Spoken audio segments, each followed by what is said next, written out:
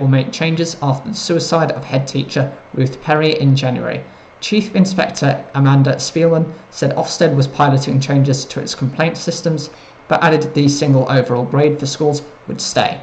Miss Perry took her own life while waiting for Ofsted to publish a report grading her school inadequate. Her sister Julia Waters told BBC News she wanted inspections to be paused to allow a full review. Ofsted has said its thoughts are with Miss Perry's family and described her death as a tragedy.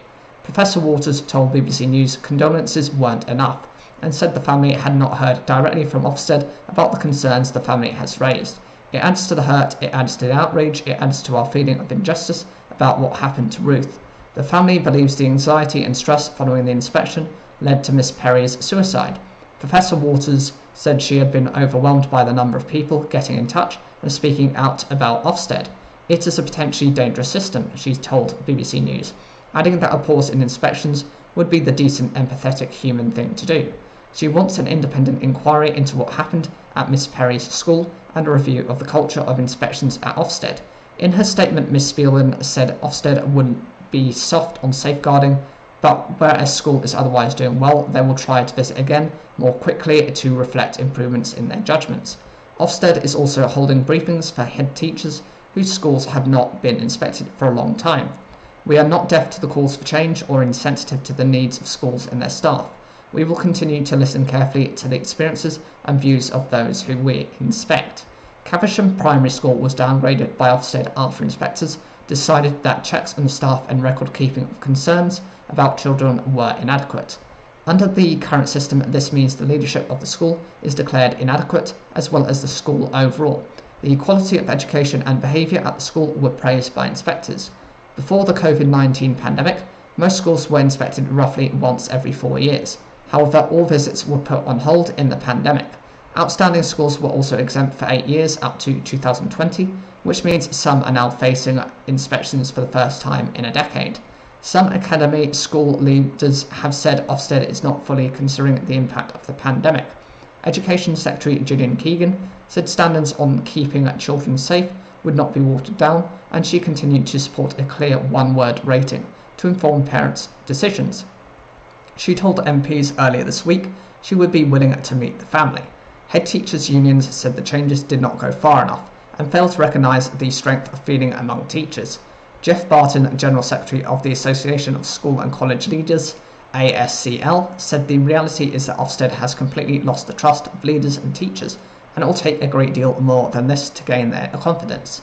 In March, the National Education Union, NEU, School Leaders Union, NAHT, and the ASCL called for inspections to be halted.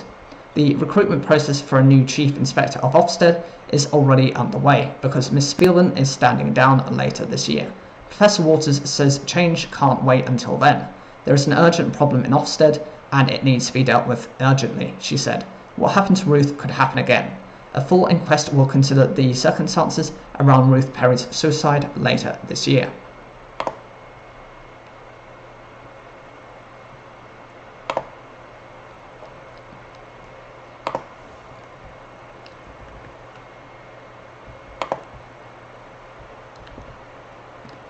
Nearly 5 million patients each month in England wait more than a fortnight for a GP appointment, NHS figures show, which Labour is calling unacceptable.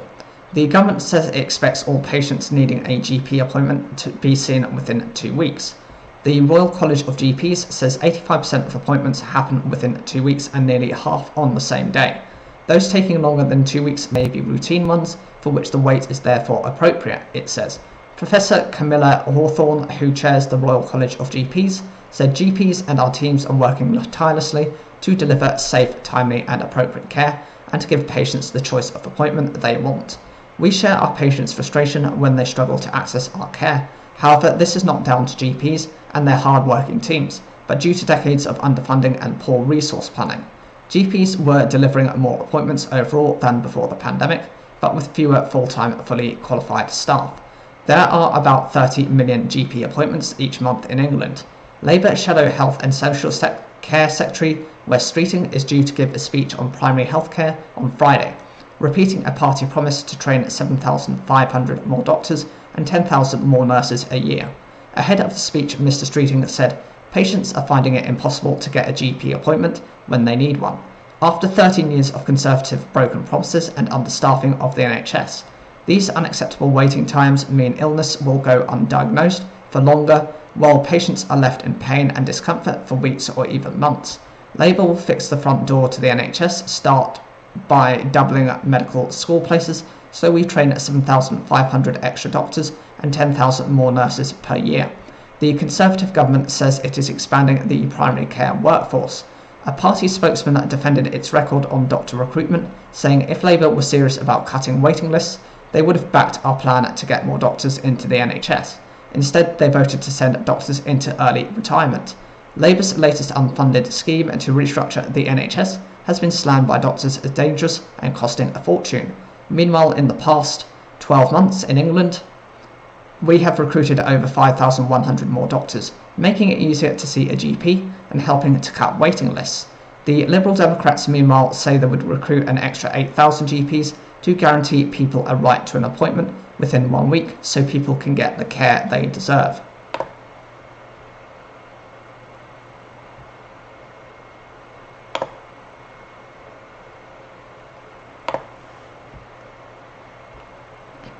UK retail sales volumes fell by 0.9% between February and March, with shops blaming wet weather for fewer shoppers. Department and clothing stores said they suffered particularly in the 6th wettest March since 1836. Sales at food shops also fell, down 0.7%, following shortages of some products, official figures showed. Many stores imposed limits on fresh produce such as tomatoes and cucumbers because of poor weather affecting supplies from Spain and North Africa. The Office for National Statistics, ONS, said 26% of adults experienced shortages of essential food items that were needed on a regular basis for much of March, an increase of the 18% who reported similar problems in February.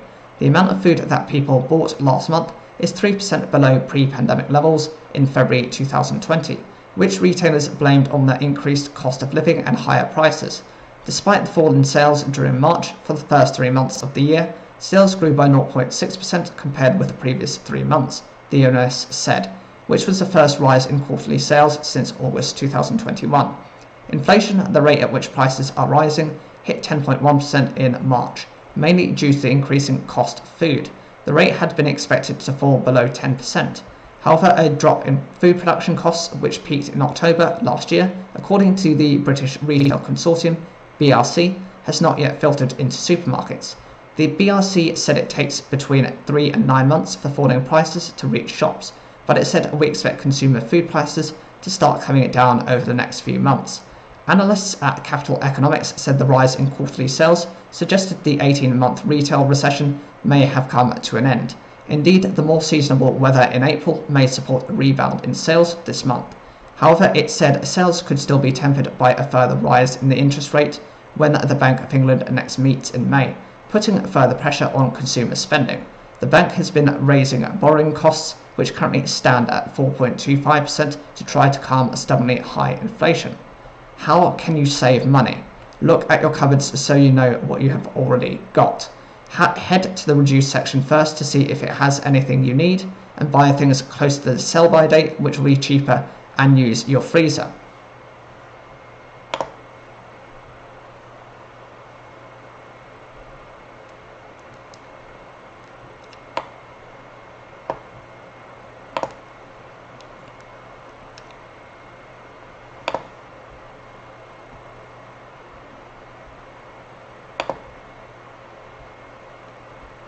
British Vogue editor Edward Enninful has said working on May's issue, which is 5 disabled cover stars, was one of the proudest moments of my career. Titled Reframing Fashion, the edition focuses on 19 disabled people in total from fashion, sport and the arts. The magazine's cover stars include actress Selma Blair, who has multiple sclerosis, and model Ellie Goldstein, who has Down syndrome. Enninful, age 51, said he had learned so much from producing the issue. My tenure here at Vogue has always been about inclusivity and diversity, and people forget how hard it is for the disabled community, Enninful told the BBC. He revealed last year in his memoir that he had visual and hearing impairments and a blood disorder, which said present challenges in his role as editor-in-chief at British Vogue. It was so important I could relate. I felt real pride that people can actually speak up about disabilities and not have to hide it and how it impacts them. I think this is one of the most incredible issues I've had the privilege of editing in my tenure. Other contributors to the new edition include racing driver Nicholas Hamilton and comedian Rosie Jones, who both have cerebral palsy, and Justina Miles, who is deaf and was the sign language interpreter at Rihanna's 2023 Super Bowl halftime show.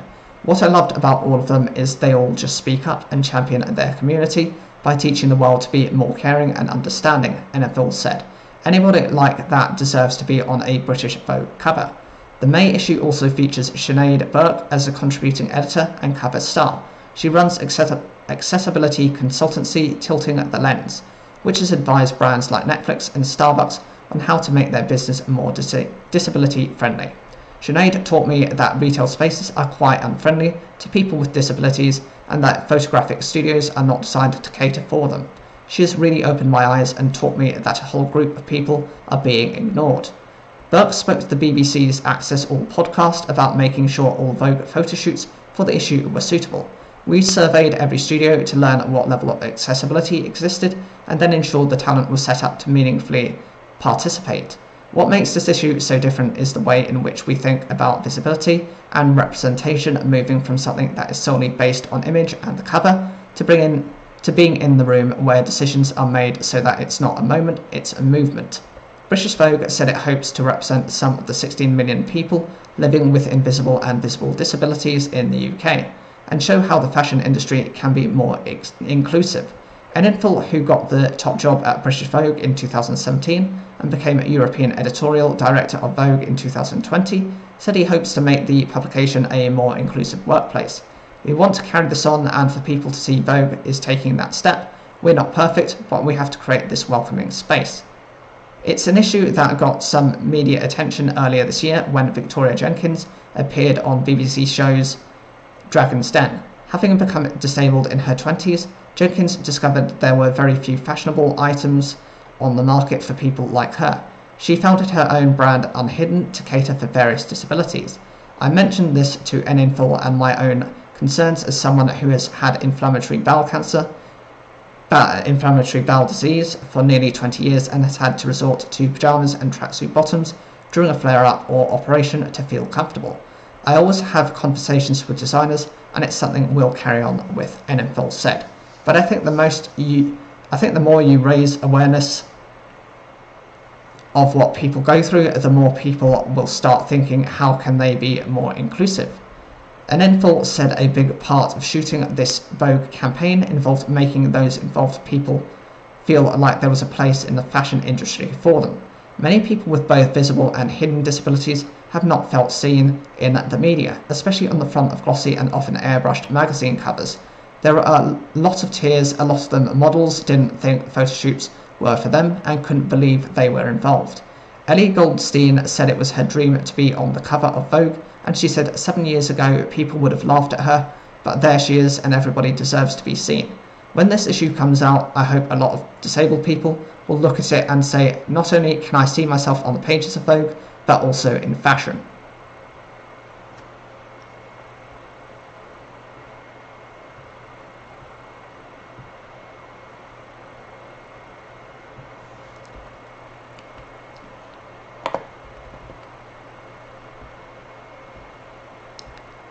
The SNP still owes money to its former chief executive Peter Murrell, First Minister Humza Yousaf has confirmed.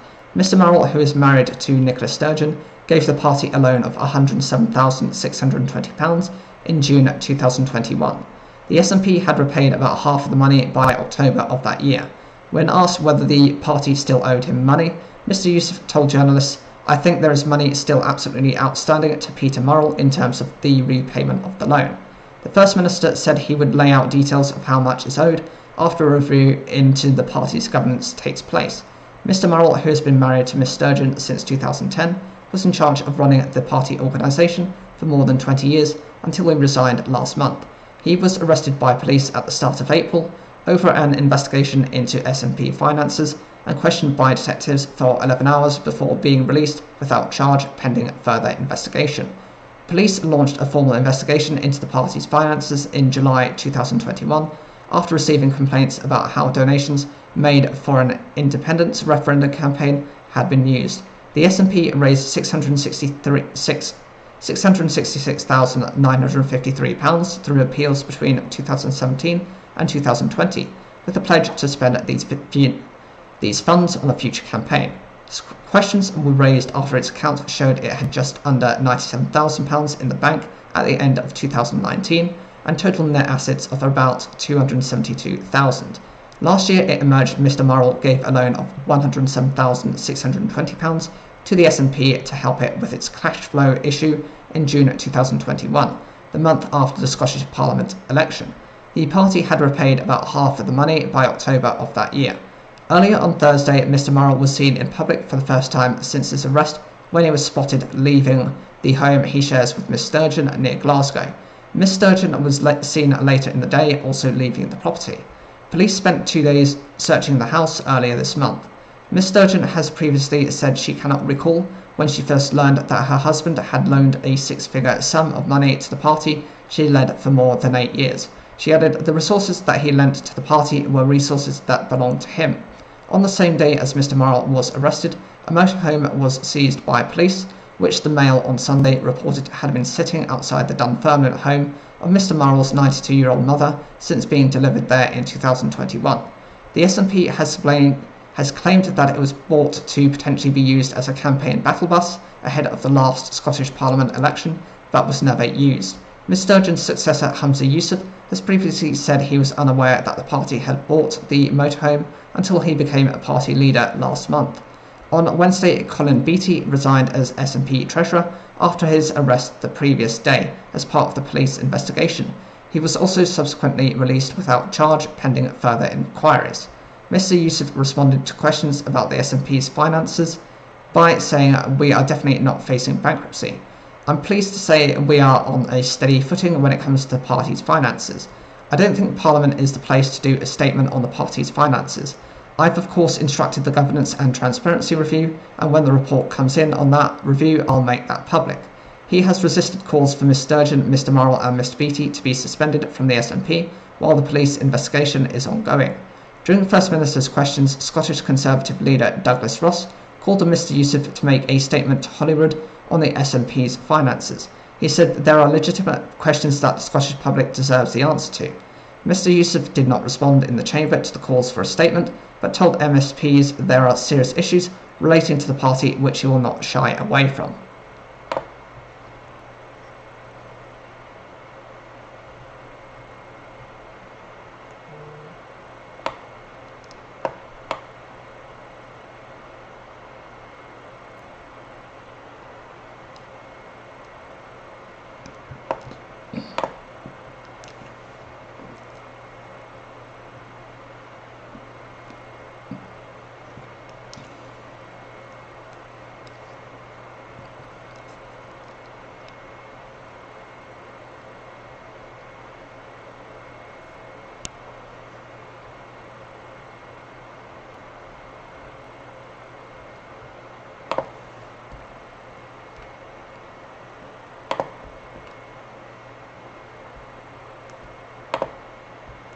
King Charles III will officially turn the lights on to reveal what the Eurovision Song Contest stage will look like, Buckingham Palace has announced.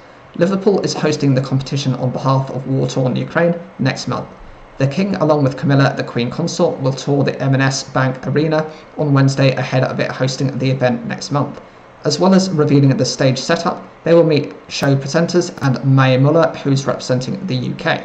The stage design is intended to give the impression of the contest opening its arms to Ukraine, organisers have previously said. The royal couple will meet the creatives behind the event, along with the show's Ukrainian host, Julia Sanina, UK host and Ted Lasso star, Hannah Waddingham, and BBC Radio 2's Eurovision presenters, Scott Mills and Wyland Clark. They are also due to meet Blue Peter's presenters Joel Mawini, Abby Cook and Mwansky Mudenda, accompanied by some Blue Peter viewers. As part of their visit to the city, the King and Queen Consort will also visit Liverpool Central Library to officially mark its twinning with Ukraine's first public library, the Regional Scientific Library in Odessa. They will meet people involved in both a 2-week cultural festival running alongside the contest and Eurolearn, a Eurovision-inspired education programme for primary and secondary pupils. The grand final of the song contest will be broadcast live on TV to millions of viewers around the world, on big screens in cities across the UK, and for the first time in cinemas. Liverpool will host the final on the 13th of May, following 2 semi-finals earlier in the week. In-person tickets for the grand final sold out in less than 40 minutes. The contest is being held in Liverpool after last year's UK entrant Sam Ryder finished runner-up to Ukraine's Kalush Orchestra, as Russia's invasion of Ukraine prevented the winning country from hosting the 2023 contest. Organisers instead said the UK would stage the show on their behalf.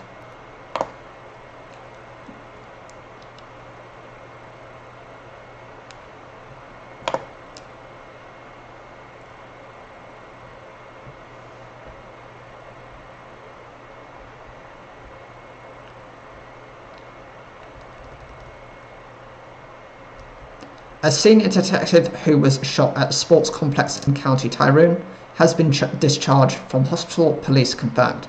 Detective Chief Inspector John Caldwell, 48, suffered life-changing injuries in the attack in Oman on 22nd of February. Police believe the dissident Republican group the New IRA was behind the attack. On Thursday, the PSNI said he had left hospital to continue his recovery. "We would ask that John and his family are given privacy at this time," a spokesperson said. A total of 15 people have been detained during the investigation into the attack.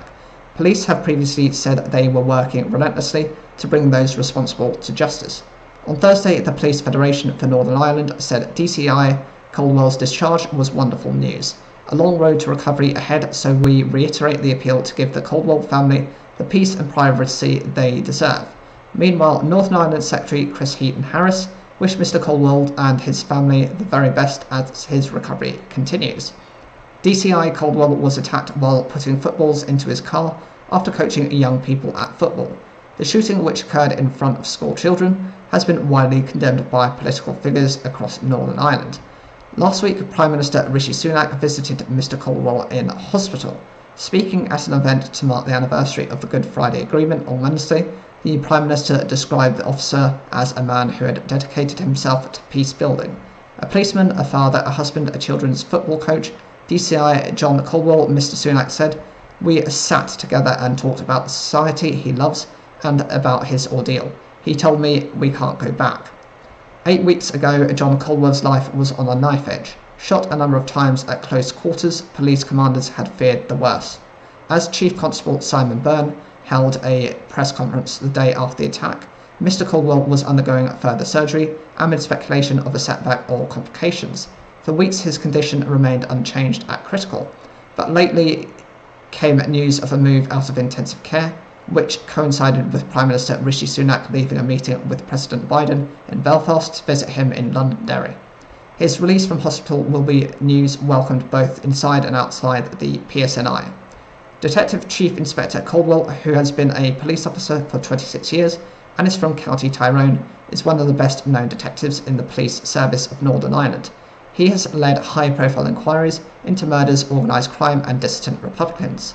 BBC News Northern Ireland understands Mr Caldwell has received a number of threats in the past and was aware his investigations relating to dissident Republican attacks, including the killing of Lyra McKee in 2019, made him a high-profile target. Mr Caldwell has also investigated the murder of police officer Ronan Keir near Oman in 2011.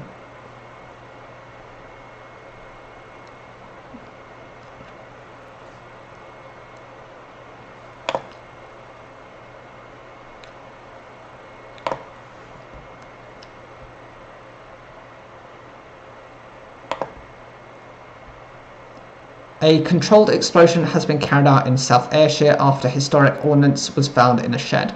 Residents in Burnfoot Avenue, Troon, were evacuated after police and a bomb disposal team were called out at about 4:15 p.m. on Thursday. An explosive ordnance disposal (EOD) robot was seen going towards one of the houses. A police spokesperson later said the item was made safe and residents were allowed to return to their homes.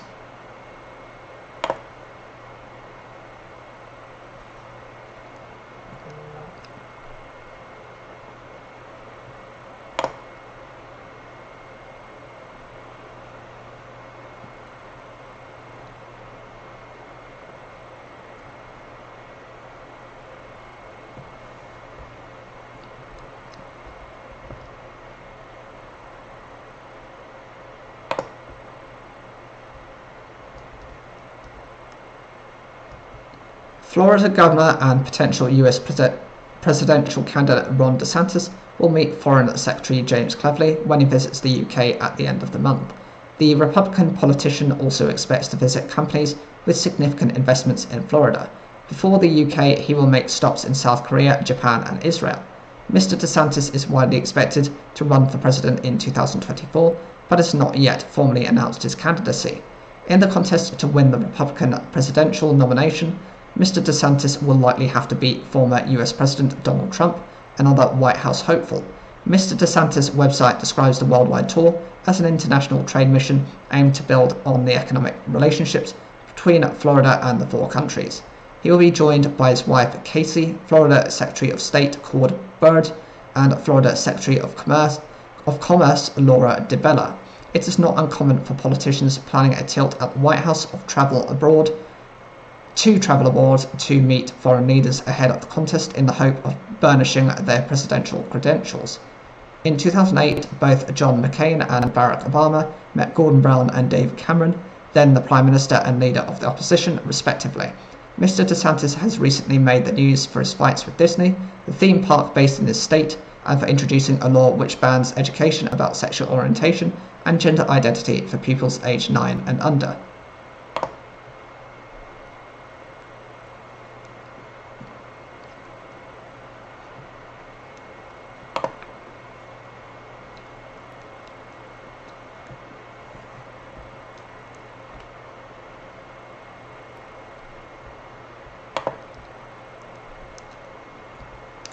UK-based coffee and sandwich chain Pret-a-Manger has become the latest high-profile Western brand to launch in the Indian market. The firm opened its first shop in India's financial hub, Mumbai, on Friday. It comes in the same week that US technology giant Apple launched its first 2 stores in the country. Pret said last year that it was partnering with a unit of Reliance Industries, which is owned by India's richest man, Mukesh Ambani. Pret's chief executive Pano Christou said its offering in the country will reflect the company's brand while also adapting to local preferences and food habits. It marks the first venture by Reliance Brands, which also owns India's biggest retail chain, into the country's growing food and drinks industry. Reliance said its first outlet is a recreation of Pret's UK shops. The shops will be aimed at the new Indian consumer, Darshan Mehta, the managing director of Reliance Brands, said. The launch came just days after Apple chief executive Tim Cook opened the iPhone maker's first retail store in India. The opening of the store in the financial centre, Mumbai, on Tuesday was followed by a second outlet in the capital, Delhi, on Thursday. Pret-a-Manger, which means ready to eat in French, was founded in London in 1983, with the first shop opening the following year. After the original company went into liquidation, the brand was bought by college friends Sinclair Beecham and Julian Metcalf, with their first store opening in 1986. The brand currently has 400 outlets around the world across 9 markets, including the UK, US, Europe, Middle East, and Asia. Reliance Brands operates more than 2,000 outlets across India. In 2021, parent company Reliance Retail announced a franchise deal with the US headquartered convenience store chain 7-Eleven. The deal helped cement Reliance's position as India's largest bricks and mortar retailer. Who is Mukesh Ambani? Mr. Ambani has a personal fortune of about $84 billion, or £67.5 billion, according to Forbes magazine. The 65-year-old's late father, Dhirubhai Ambani, founded a textile manufacturer that would eventually become Reliance Industries. It is now one of India's largest conglomerates, with businesses including petrochemicals, oil and gas, telecoms, and retail. Mr. Ambani is the chairman of Reliance Industries. The Ambani family has a 49% stake in the company.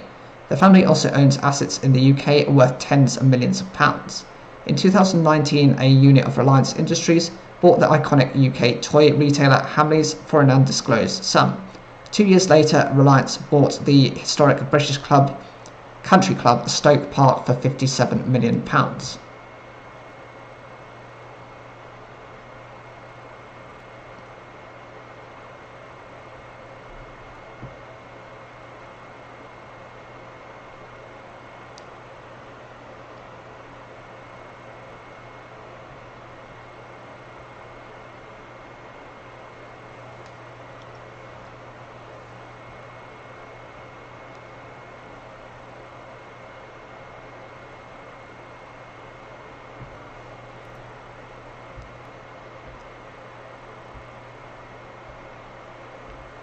A penguin described as a real personality has been crowned the world's most popular flightless bird. Spike, who lives at Burland in the Cotswolds, gained the most votes in a global competition held by charity Penguins International.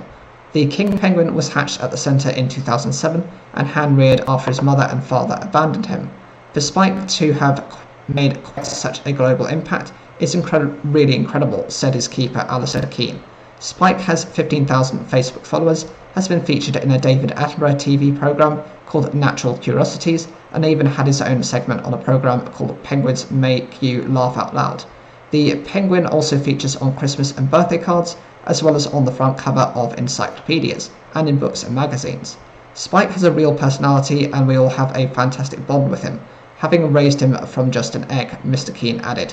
The king penguin is the second largest species of penguin, smaller but somewhat similar in appearance to the emperor penguin. Spike was up against Mai, an African penguin who lives in Hawaii. In the end, the result was incredibly close, with Spike just edging victory by a margin of 50.5% to Mai's 49.5%. On his way to the final, 15-year-old Spike had already beaten off competitors from as far afield as Australia, America and Canada in the Penguins International March of the Penguin Madness Challenge. The Penguins Madness Challenge competition aims to raise awareness of the plight of wild penguins.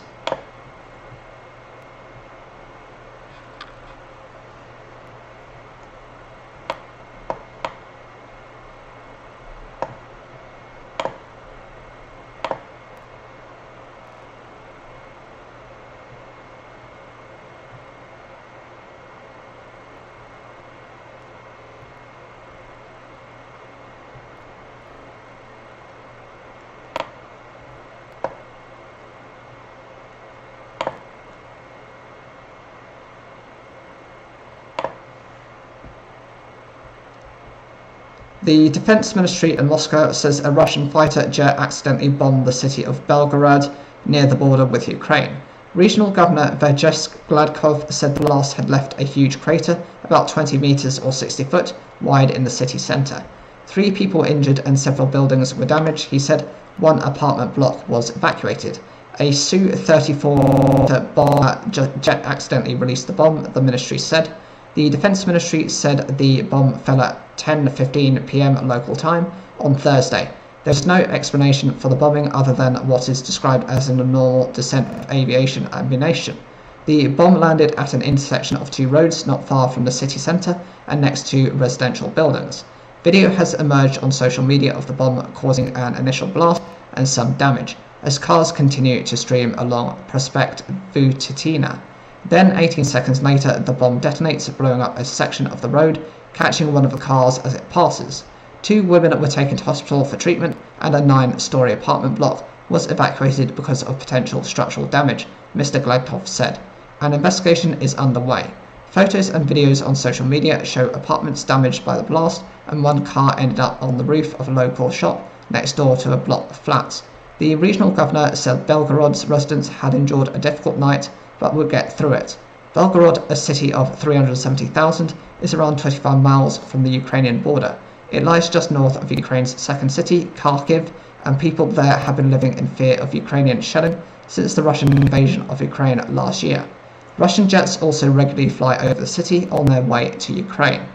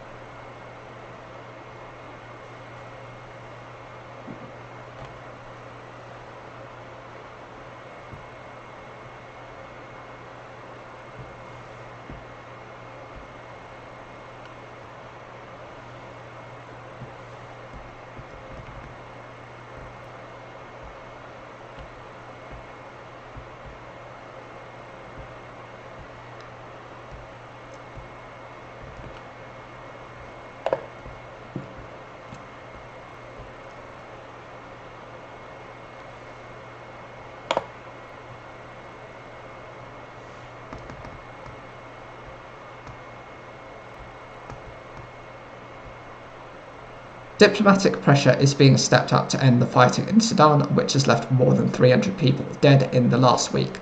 The regular army has been fighting a paramilitary force called the Rapid Support Forces, RSF. The UN, US and other countries have been pushing for a 3-day truce to mark the Muslim holiday of Eid al-Fitr. The RSF says it has agreed to a 72-hour truce on humanitarian grounds. There was no immediate comment from the army. The truce would be in place from 6 a.m. on Friday to coincide with the festival, the RSF said. However, the sound of gunfire and explosions can still be heard in the capital, Khartoum. 2 previous attempted ceasefires failed to take effect. Last year there was another agreement on transition, but by now the 2 men had become rivals who were unable to agree on how their armed forces could be merged into a single military. The head of the army, General Abdel Fattah al-Burhan, earlier dismissed the possibility of negotiations with the RSF. The latest hope of a temporary truce came after UN Secretary General Antonio Guterres appeared for a ceasefire to allow civilians to reach safety. The Eid ceasefire must be the first step in providing respite from the fighting and paving the way for a permanent ceasefire. This ceasefire is absolutely critical at the present moment. Eid is the Muslim festival marking the end of the fasting month of Ramadan.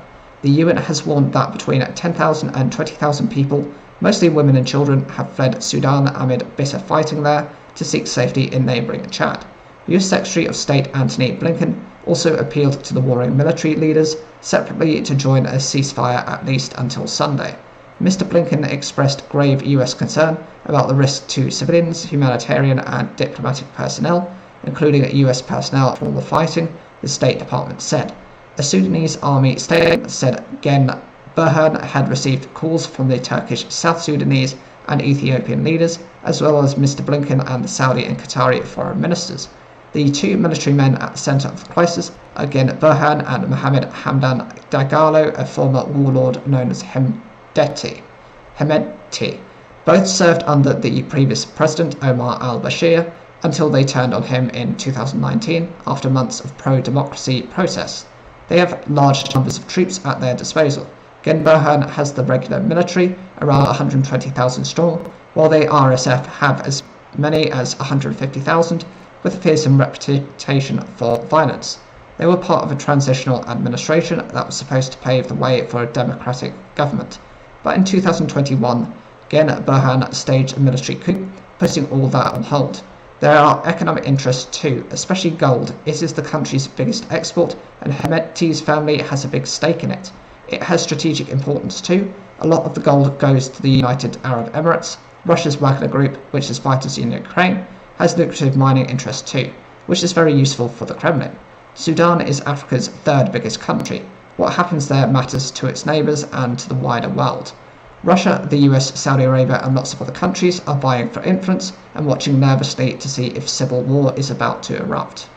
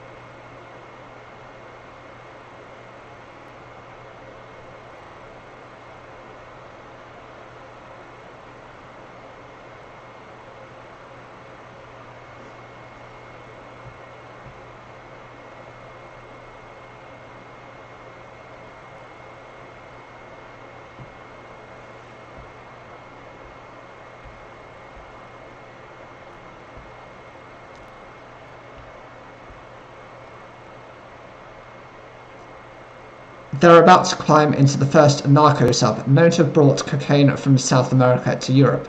It's 20 meters or 65 foot long, built out of fiberglass and remarkably homemade. After clambering on top, they lift the wonky manhole cover and descend into the hull, where 3 men survived for 27 long days and nights as they voyaged across the Atlantic Ocean just under the surface of the crashing waves. It's cramped, claustrophobic and incredibly primitive. The sunlight tries to creep in from faint cracks in the walls. There are a steering wheel, a couple of basic dials and a rusted key still wedged in the ignition. You can understand why One prospective skipper took one look at the vessel and concluded it was a death trap. The heat and noise would have been intense as the engine in the back of the sub burned through the 20,000 litres of fuel stored on board. The crew of 2 Ecuadorian cousins and a former Spanish boxer set out from the Brazilian rainforest and first travelled along the Amazon River. They had energy bars, cans of sardines and plastic bags they used for the facilities. That was all about they had. A part of course from 3 tons of cocaine worth more than $150 million or £121 million. But this was not a lucrative covert mission neatly accomplished. The sub's journey in late 2019 had been tracked by law enforcement agencies, including the UK's National Crime Agency. After scuttling their vessel near the coast of Galicia, having run into problems, the men were arrested and jailed. This piece of history in the fight against international drug trafficking is now a trophy in the car park of the Spanish Police Academy in Avila. However, it is not a rotting relic of a bygone battle. It's a symbol of a secretly growing phenomenon. Just last month, another sub was discovered off the Spanish coast, again in the Galicia region. For more than 20 years, traffickers have been using submarines to reach Africa and Europe, but these 2 are the first we've seized, explains Antonio Martinez Duarte, Chief Commissioner of the Narco Brigade in the Spanish National Police. They are very hard to detect. In fact, it's thought hundreds of homemade submarines have been launched towards Europe, which is the biggest cocaine market after the US, and one that's growing rapidly after a COVID pandemic slump. It's even said in the middle of the Atlantic, around the Canary Islands and the Azores, there lies a mass graveyard of cocaine submarines deliberately sunk after their cargo had been successfully unloaded. Each covert mission would have been a huge triumph for the team's mechanics, quietly constructing their vessels in the depths of the South American jungle, mostly in the Guyana and Suriname. Here, though, in Spain today, as part of the global trafficking war, it's the police trumpeting a big victory at their headquarters in Madrid. This is a very important operation, says Chief Commissioner Duarte. It's the first time in Europe that we found as much as 1.5 tons of base cocaine paste. In fact, officers say it was the biggest lab turning raw paste into cocaine that they found on the continent. But it's not just the size of the haul which is significant. This operation also confirms the links between Colombian and Mexican criminals that have joined Spanish gangs working in Spain, Chief Commissioner Duarte says. Clearly proud of their work, the police have transported the contents of the lab into a press conference room to show local journalists. The stench of the raw coca paste, like that of vinegar, hangs in the air. The drugs making process has been replicated with barrels of chemicals, a microwave, a hydraulic press and scales reflecting the journey from paste to final product. On a table at the far end of the room are dozens of brown parcels, each the size of a house brick, emblazoned with a Superman logo, the symbol chosen by the traffickers, who no doubt felt a sense of invincibility. An officer leans over and whispers that importers pay between 27 and 32,000 euros, which is 30 to 35,000 US dollars or 24 to 28,000 pounds for each parcel. They then at least double their money when they sell it on the streets. The only limit on their profits is to what extent they dilute their drug with cutting agents, ranging from anesthesia, which mimic physical sensations associated with cocaine, such as numbing of the mouth, to cheaper options like caffeine and glucose. But there are also other options, including deworming medicine normally used by vets. This lab, dismantled in the city of Pontevedra in the Galicia region, was capable of producing 200 kilos a day with a purity of 95%, according to the police. Along with the submarines, the lab is a glimpse into a narco world which is expanding rapidly. The United Nations Drug Agency says cocaine production increased by a third between 2020 and 2021, which was a record high and the biggest year-to-year increase since 2016. One place they're witnessing firsthand the surge in supply of the drug is at the port of Antwerp in Belgium.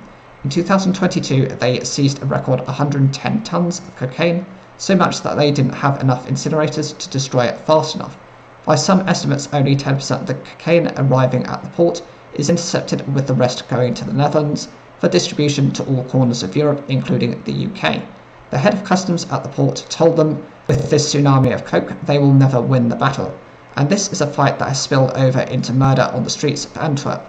In January, an 11-year-old girl was killed in a gang shooting linking to the cocaine trade in the city.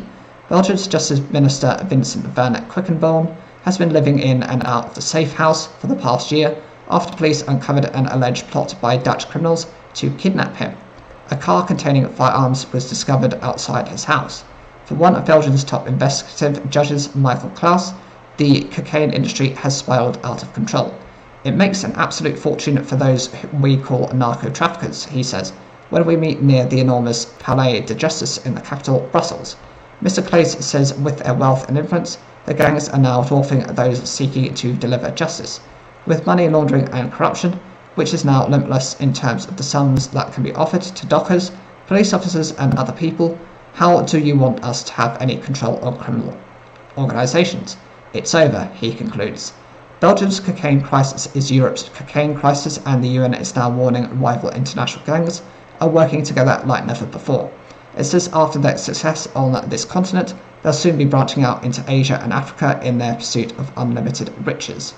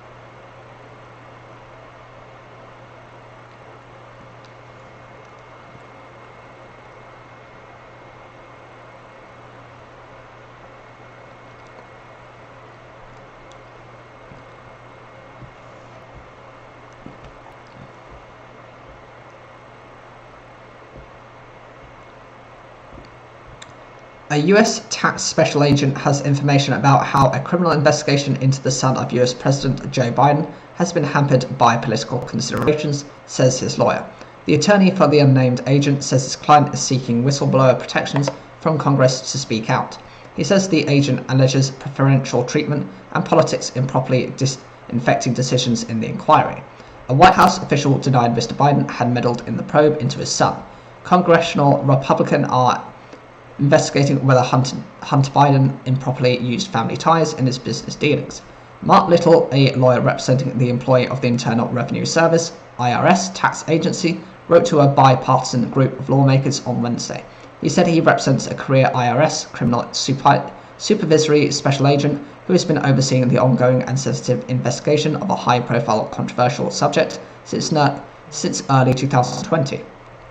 The employee is prepared to contradict sworn testimony to Congress by a senior political appointee and reveal clear conflicts of interest, the letter states.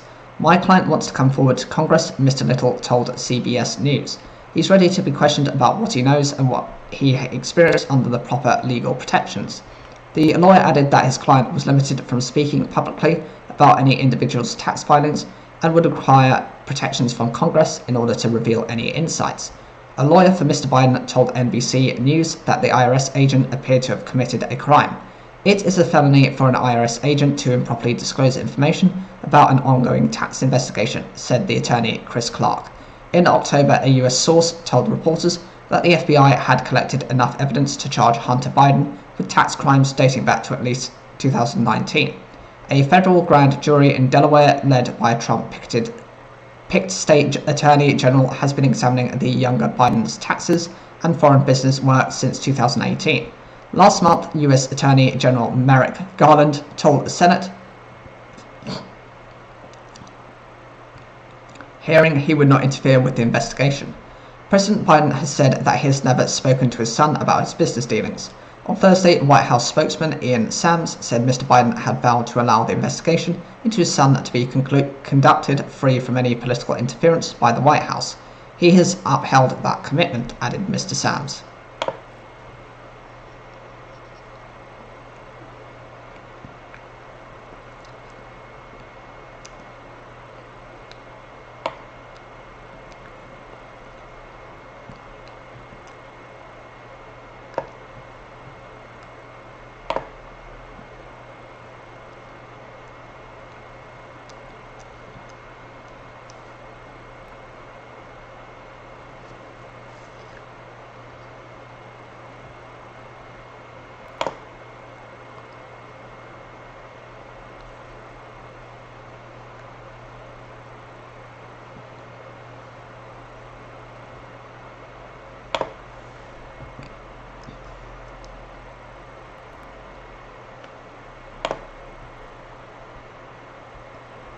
Police are investigating a gold heist at Toronto Pearson International Airport, a location often used to ship gold mined in the province of Ontario. Canadian officials say more than 20 million Canadian dollars, 15 million American dollars or 12 million pounds of gold and valuables were stolen on Monday 17th of April. The high-value aircraft container arrived at the airport in the evening and was transported to a cargo holding facility. Police believe that is where the heist took place. The theft could mark one of the biggest heists in Canadian history, including the 2011 and 2012 Great Canadian Maple Syrup heist, when 3,000 tons of syrup valued at $18.7 million were stolen from a storage facility in Quebec. Peel Regional Police Inspector Stephen Devestein said their team is investigating all avenues and described Monday's incident as isolated and rare. He said the aircraft container was about 5 square feet in size, but declined to say how much it weighed. Officials have also refused to say what airline shipped the cargo, or where the load had come from and its intended destination. The Toronto Sun reported earlier on Thursday that police thought organised crime groups were involved. Mr. Devestein said it was too early to tell.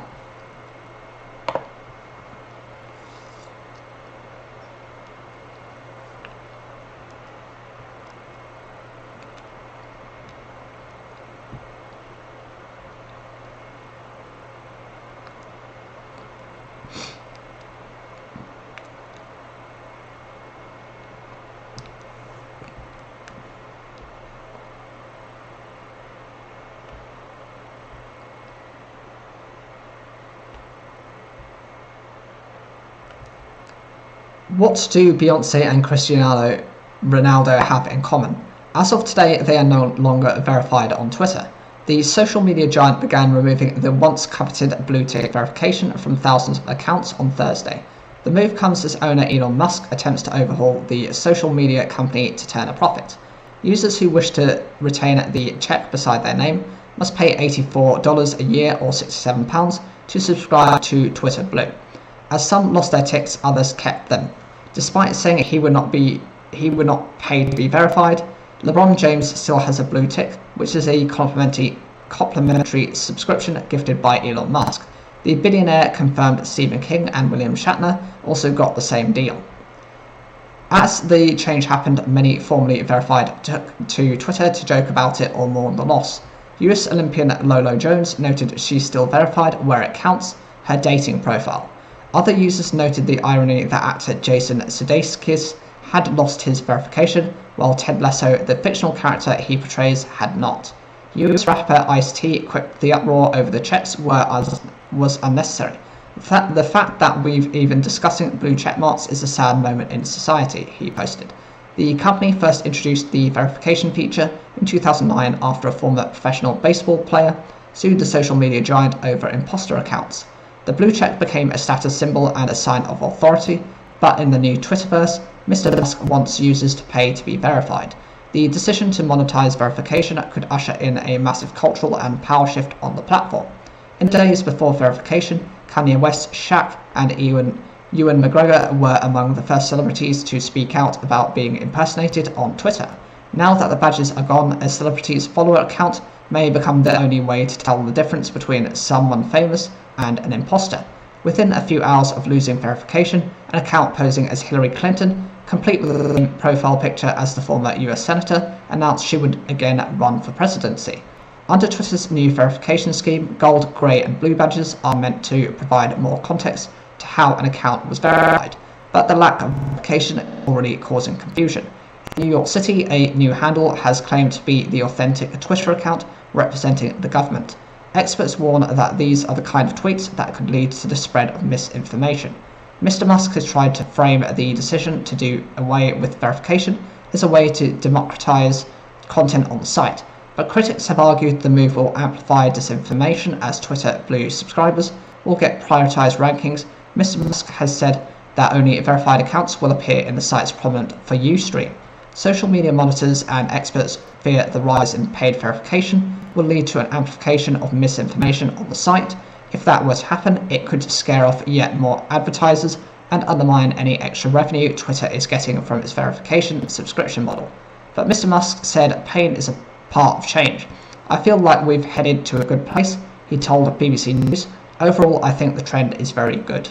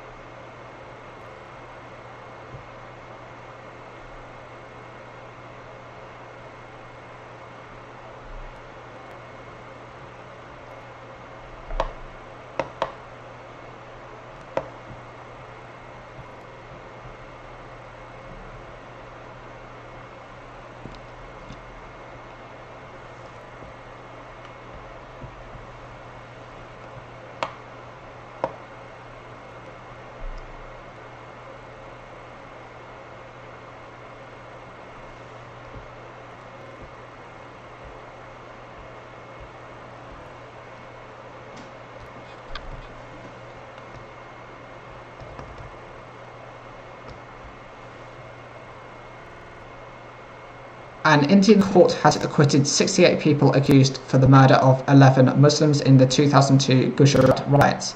The killings occurred after violence broke out in Naroda Gam district of Ahmedabad city on February 28, 2002. Of 86 accused, 17 died and 1 was discharged since the hearing first began in 2009. Those tried in the case included former State Minister Maya Kadani and Babu Barangi, a former leader of the right-wing Hindu group Bajrang Dal. The verdict was delivered amid tight security outside the court in Ahmedabad in Gujarat state. Family members of those acquitted welcomed the verdict with chants of Jai Shri Ram, Hail Lord Ram, and Bharat Mata Ki Jai, victory to Mother India, local media reported. Public prosecutor Gaurang Vyas told the Indian Express newspaper that the prosecution would send the verdict to the state's legal department, which would decide whether or not to appeal it in a higher court. Kadani, a former minister of the ruling BJP, was also accused in a case in which 97 people were killed in the 2002 riots. She was convicted but later freed by a high court. The riots in Gujarat left more than 1,000 people dead, mostly Muslims. The rioting began after 60 Hindu pilgrims died in a train fire blamed on Muslims in the town of Godhra. The violence was among India's worst outbreaks of unrest.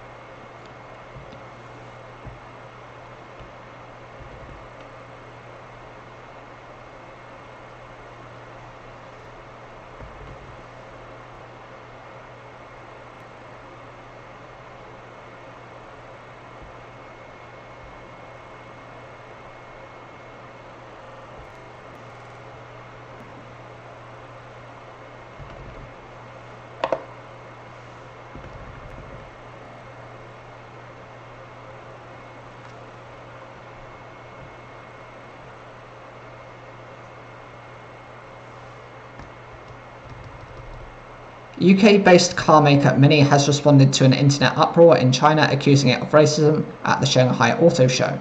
A video from the event appeared to show Mini staff offering ice cream to foreigners while refusing to give it to Chinese businesses. Mini China, which is owned by Germany's BMW, said the workers were distributing the treats to company employees. However, it also said that it was deeply sorry for the negative mood the incident brought on everyone.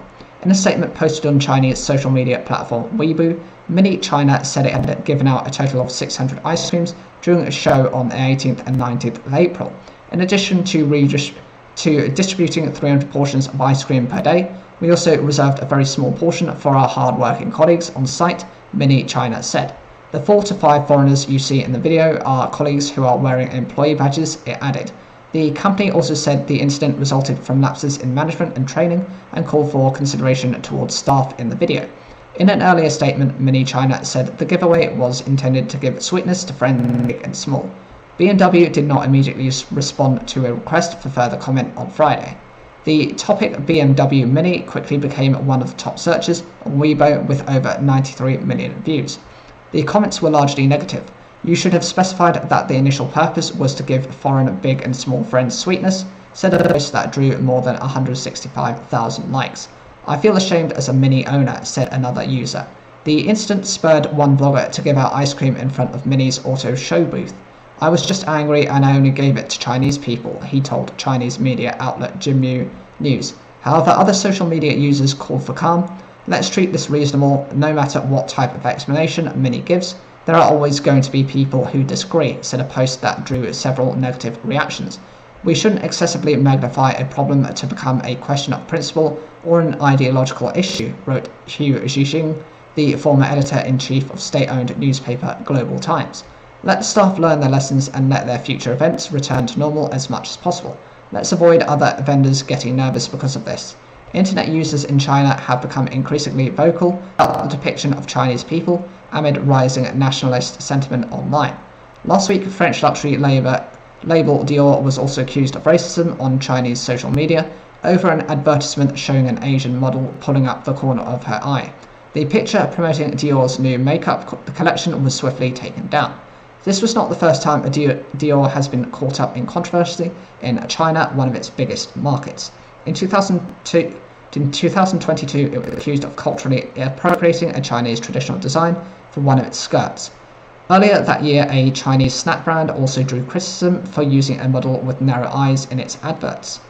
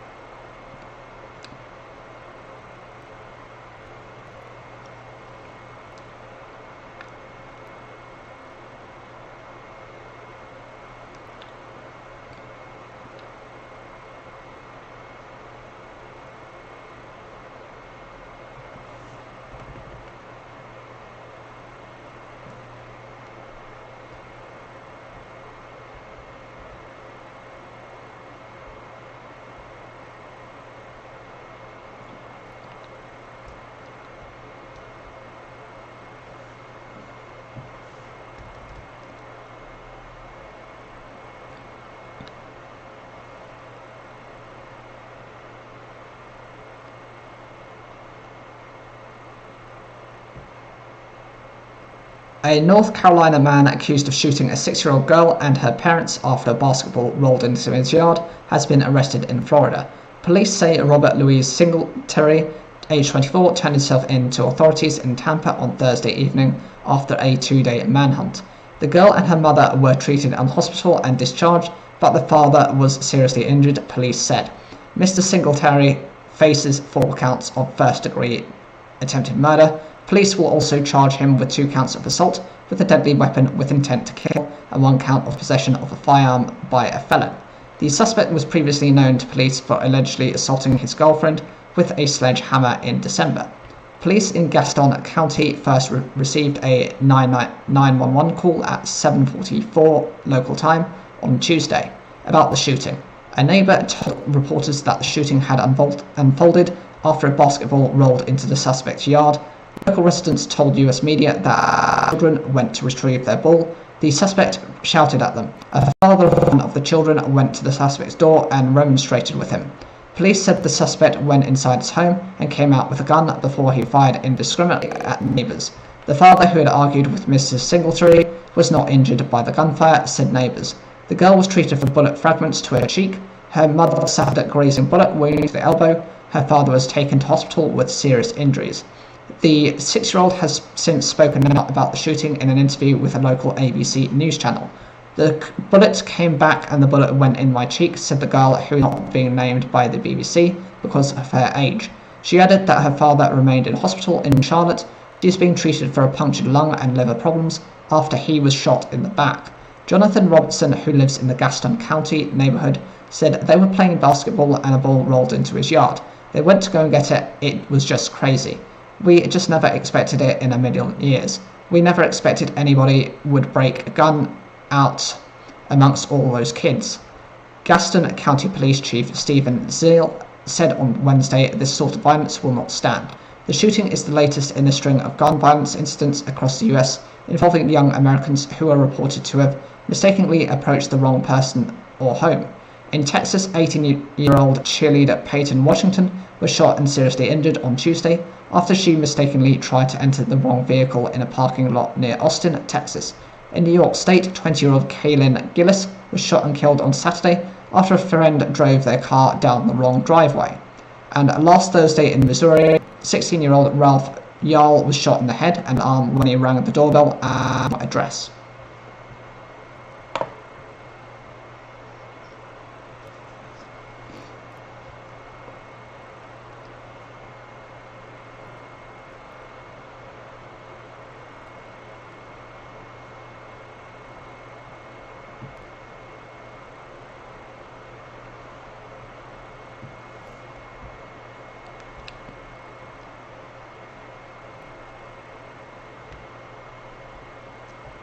An inmate in the US state of Georgia who was found dead covered in insects has been placed in a death chamber, not a jail cell, says family members.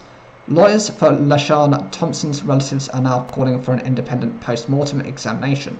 He was discovered unresponsive on the 13th of September 2022 in a psychiatric wing of the jail in Atlanta.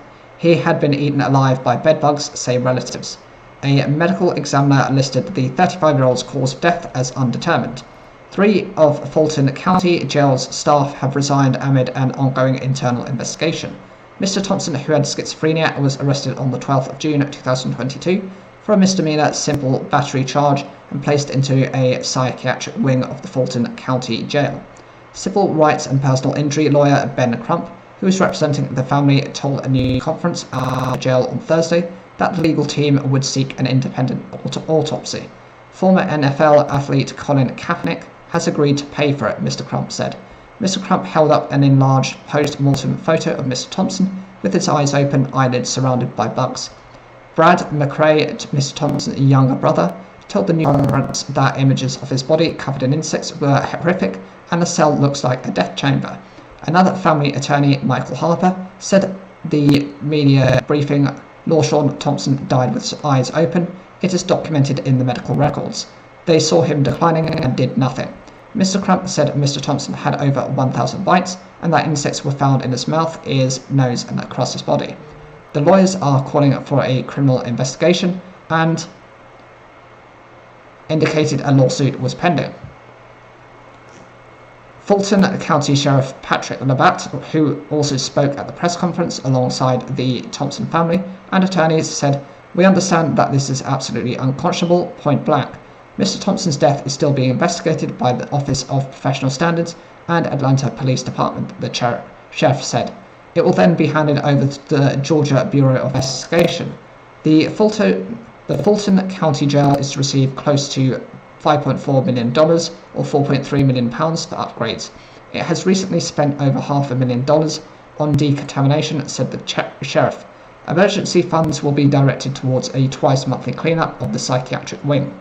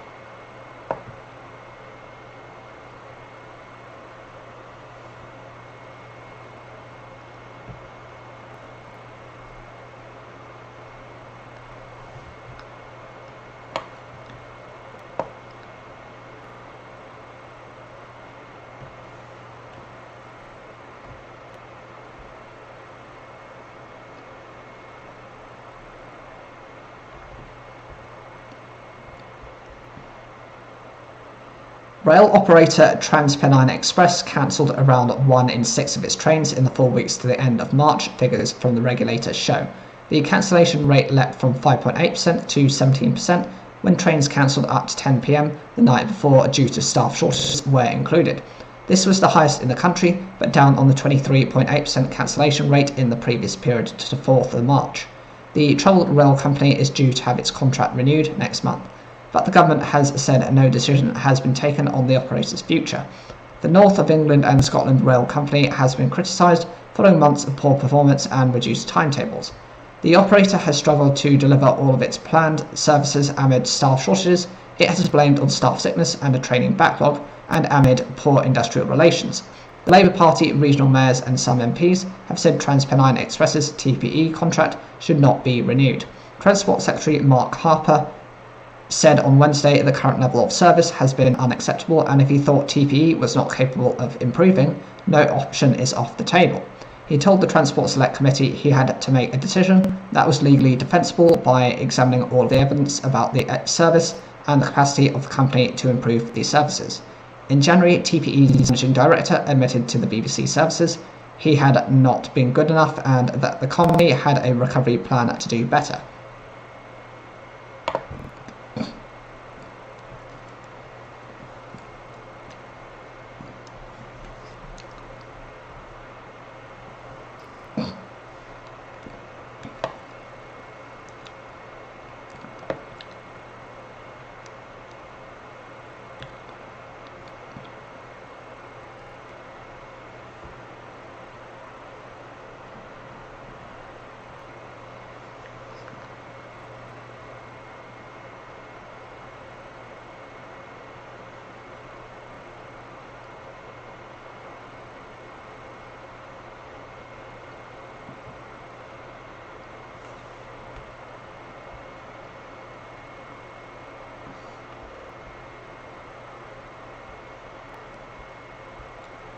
Facebook is still being used by people arranging fake 5-star reviews for products, Consumer Group Which has said. It found 14 groups centered around trading reviews for cash or free products, including earbuds, fitness watches, and a solar-powered sprinkler. Which first reported on such groups in 2018, and the government is preparing legislation to tackle the problem. Facebook said it was investing in new technologies to weed out fake reviews. Fraudulent and deceptive activity is not allowed on our platforms, including offering or trading fake reviews, said an official from Meta, which owns Facebook. We've removed the groups shared with us for violating our policies. The Competition and Markets Authority investigated Amazon and Google over concerns fake 5-star reviews could be misleading shoppers in 2021. Then, in April 2022, the government proposed new rules, including making it clearly illegal to pay someone to write or host fake reviews. It says the average UK household spends about £900 each year after being influenced by online reviews. The new rules are expected to form part of the Digital Markets Competition and Consumer Bill, due to be published in the coming weeks, which said researchers had found 14 Facebook groups offering cash or products in exchange for reviews on Amazon, Google, or Trustpilot. In total, there were more than 62,000 members across the groups. When a researcher had contacted a member of one of the most popular groups and told them they liked some of the products shared there, which said they had been told to buy one of the products and they would be refunded if they gave it a 5-star review. Despite previous interventions by the regulator, our latest findings suggest an industry dedicated to fake review trading continues to thrive on Facebook, which Policy and Advocacy Director Rocio Concha said. It leaves consumers exposed to misleading information on some of the world's biggest review and shopping platforms. Amazon has long combated fake reviews on its platform, and in July took legal action against the administrators of more than 10,000 Facebook groups. An Amazon official said in the last few weeks it had launched further legal action against more than 20 websites dealing in fake reviews. By taking this action against fraudsters, we are going after the source of the problem and shutting down fake review businesses.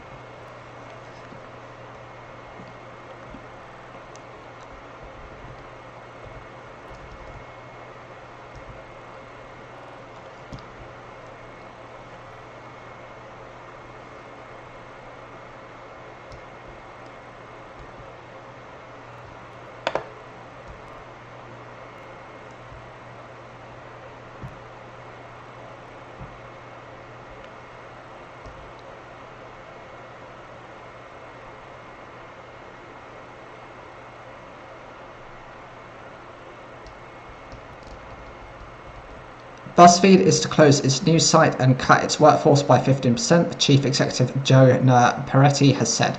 It comes as the digital media company faces serious financial challenges, including a slump in advertising spending.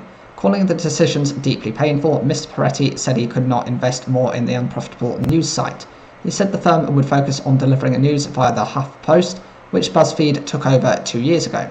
Our industry is hurting and ready to be reborn, he said in a memo to staff. We are taking great pains today and will begin to fight our way to a bright future. Founded in 2006, BuzzFeed was once one of the trendiest names in online media, known for its quizzes and viral content, as well as a serious news operation.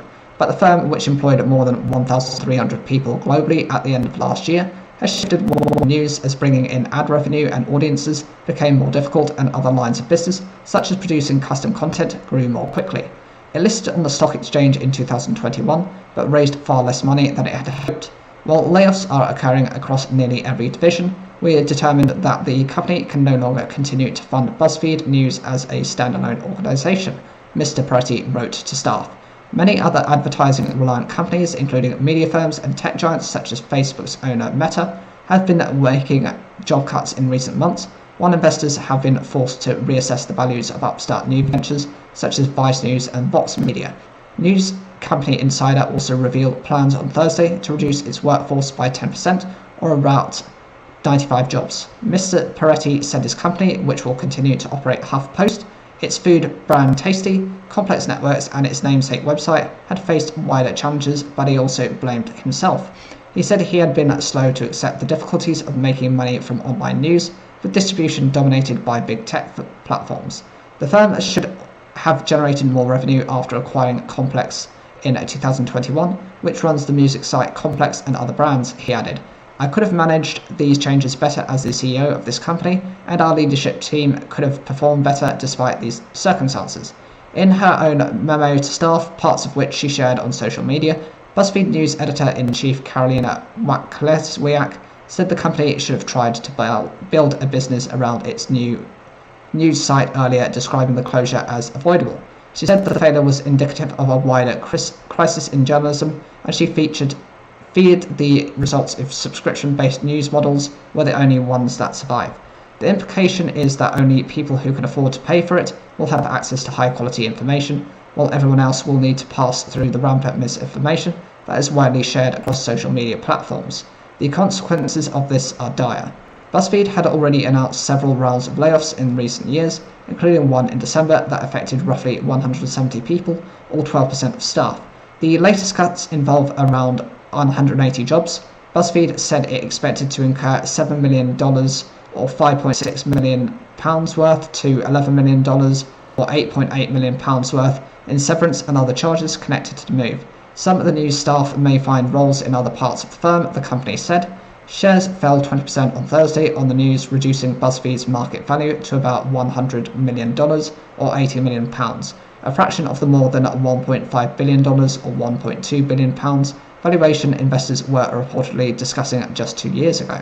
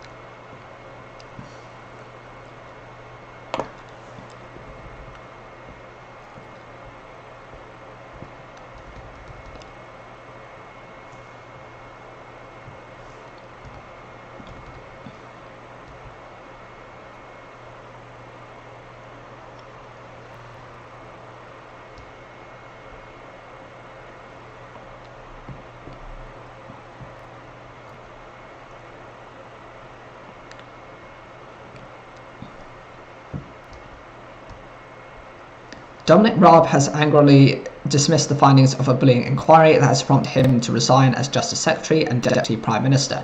The 5-month probe by a senior lawyer was set up by Prime Minister Rishi Sunak after complaints about Mr Raab's behaviour as a minister.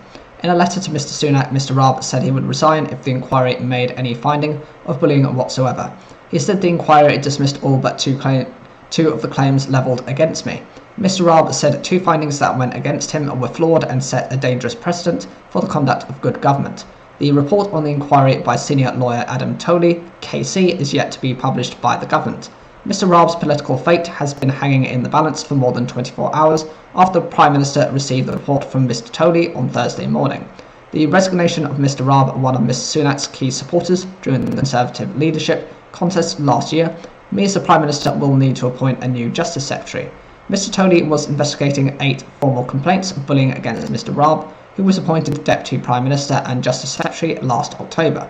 The bullying complaints, which involved 24 people, relate to Mr Raab's previous periods as Justice Secretary and Foreign Secretary under Boris Johnson and his time as Brexit Secretary under Theresa May. Mr Sunak has been under pressure to explain what he knew about the allegations before reappointing Mr Raab as to the Cabinet. A Downing Street source said Mr Sunak did not urge Mr Raab to resign. Labour has accused Mr Sunak of being weak for failing to sack Mr Raab.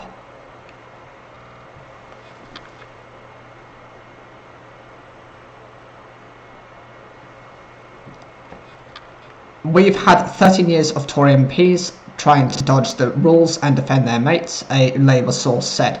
Enough is enough. The Liberal Democrats said Mr Raab's resignation should trigger a by-election for his Esher and Walton seat in Surrey, calling him unfit to represent his constituents in Parliament. Mr Raab pulled no punches in his resignation letter. He made that clear that while he accepted the outcome of the inquiry, he did not agree with the findings against him.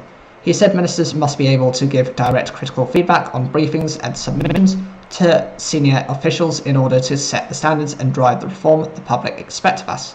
While he apologised for any unintended stress caused, he attributed this to the pace, standards and challenge he brought to the Ministry of Justice. In setting the threshold for bullying so low, this inquiry has set a dangerous precedent, Mr Raab wrote. It will encourage spurious complaints against ministers and have a chilling effect on those driving change on behalf of your government and ultimately the British people. His main argument appears to be that ministers need to be able to give direct critical feedback and exercise direct oversight over their civil servant officials. One question now is whether he decides to take any further action. He has punctually accused some civil servants of systematic leaking of skewed and fabricated claims and claimed a senior official initiated a coercive removal of some of his private secretaries last year. Okay, so that's it for me today. Thank you very much, guys, for watching the live stream, or as you catch on the replay. If you want, I've got a load of other videos nearing 700 at the moment, and I'd love for you to watch any of the news that you find relevant to you.